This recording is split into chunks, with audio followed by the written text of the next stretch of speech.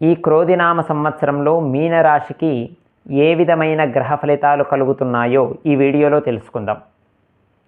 పూర్వాభాద్ర నక్షత్రము 4వ పాదం, ఉత్తరాభాద్ర నక్షత్రము మరియు రేవతి నక్షత్రములు మీనరాశి కిందికి వస్తాయి. ది, ష, చ, చి అనే అక్షరములతో పేర్లు ప్రారంభమయ్యే వ్యక్తులు కూడా మీనరాశి కిందికి వస్తారు. ఈ సంవత్సరము మీనరాశి వారికి ఆదాయం 11, వ్యయం 5, రాజ్యపూజ్యం 2, అవమానం 4గా ఉంది. ఈ సంవత్సరము మీనరాశి వారికి గురుబలం ఉంది.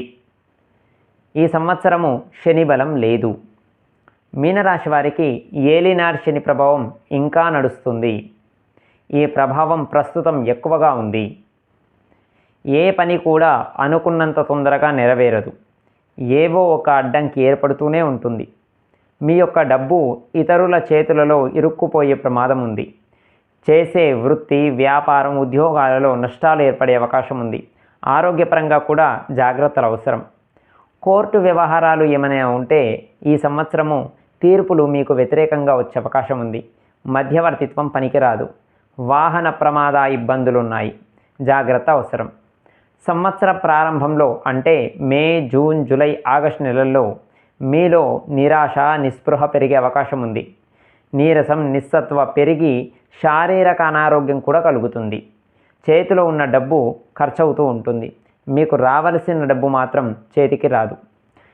ఈ సంవత్సరం ఎవరికి కూడా మీరు చేతికి డబ్బు ఇవ్వకూడదు. అలా ఇస్తే జీవితంలో తిరిగి రాదు. శుభకార్యాలను ముందు పెట్టుకుంటే ఆగిపోయే ప్రమాదం ఉంది.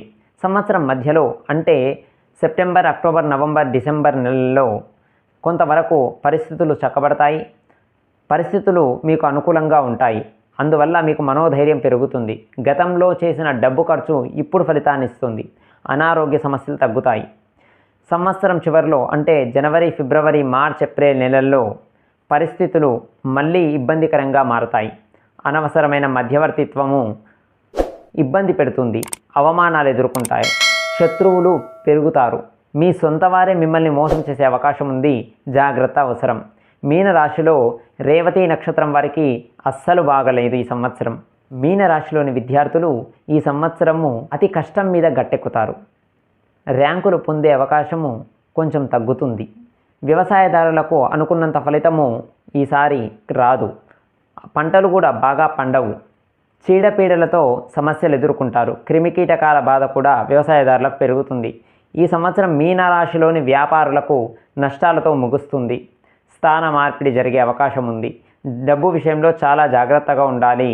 కొన్నిసార్లు నష్టాలను తట్టుకోలేక వ్యాపారాలను మూసివేద్దామా అనే ఆలోచన కూడా చేస్తారు. స్థిరాస్తులు అమ్ముడుపోయే అవకాశం ఉంది. అలాగే కొత్త సంస్థలు లేదా పోటీ సంస్థల నుంచి ఇబ్బందులు ఎదురవుతాయి. రాజకీయ నాయకులకు ప్రజల దగ్గర సఖ్యత తగ్గుతుంది. అలాగే నమ్మకం కూడా కోల్పోతారు. మానసిక ఆందోళన పెరుగుతుంది. ఈ సంవత్సరం ఉద్యోగస్తులకు కూడా లాభం జరిగే అవకాశం లేదు. ఈ సంవత్సరము మీనరాశి వారికి ఏలినాటి శని ప్రభావం ఎక్కువ ఉంది, ఇబ్బంది పెడుతుంది. కాబట్టి శనేశ్వరుని యొక్క గ్రహ ఆరాధన, అయ్యప్ప స్వామి లేదా ఆంజనేయ స్వామి ఆరాధన మేలు చేస్తుంది. ప్రతి శనివారం దేవాలయ దర్శనం చేయడం, నవగ్రహాలకు ప్రదర్శన చేయడం మంచిది. శనేశ్వరునికి శనివారం రోజు తైలాభిషేకం చేయడం, శని త్రయోదశి నాడు నల్ల బట్టలు, నల్ల నువ్వులు దగ్గరలో ఉన్న పురోహితులకు దానం ఇవ్వడం చాలా మంచిది. అనారోగ్యంతో బాధపడుతున్న వారు ఎవరైనా ఉంటే వారు ఈ సంవత్సరము మృత్యుంజయ హోమం చేయించుకోవడం మంచిది. మీనరాశి వారికి ఈ సంవత్సరం కలిగే గ్రహ ఫలితాలు ఇవి. మీకు నచ్చితే లైక్ చేయండి. ఈ యొక్క వీడియోని షేర్ చేసి మాకు సపోర్ట్ ఇవ్వండి. నమస్కారం.